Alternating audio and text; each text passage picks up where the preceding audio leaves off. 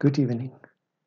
We began yesterday looking at how Paul saw his captivity, not as an obstacle, but as something that promoted the spread of the gospel.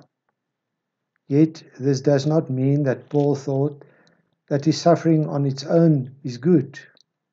Suffering and opposition are bad, and therefore Paul's focus is rather on the miracle that the Lord can even use our suffering and opposition to do good. The second part of his suffering that Paul touches on is the opposition he had received from some preachers of the gospel. Philippians 1 verse 15. It is true that some preach Christ out of envy and rivalry, but others out of goodwill. The latter do so in love, knowing that I am put here for the defense of the gospel. The former preach Christ out of selfish ambition, not sincerely, supposing that they can stir up trouble for me while I am in chains. But what does it matter? The important thing is that in every way, whether from false motives or true, Christ is preached. And because of this I rejoice, yes, and I will continue to rejoice.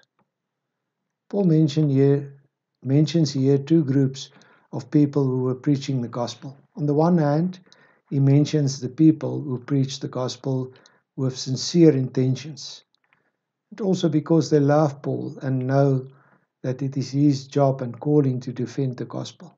On the other hand, Paul mentions the people who preach the gospel out of selfish and impure intentions, because they are jealous of Paul or have something against him. We are not told who the second group of preachers were, nor what they had against Paul. But what we do know from Paul's letters to the Corinthians and the Thessalonians is that the attitude and the motives of preachers of the gospel are very important to Paul. In 1 Thessalonians 2 verse 3 we read, "For the appeal we make does not spring from error or impure motives, nor are we trying to trick you. On the contrary, we speak as men approved by God to be entrusted with the gospel.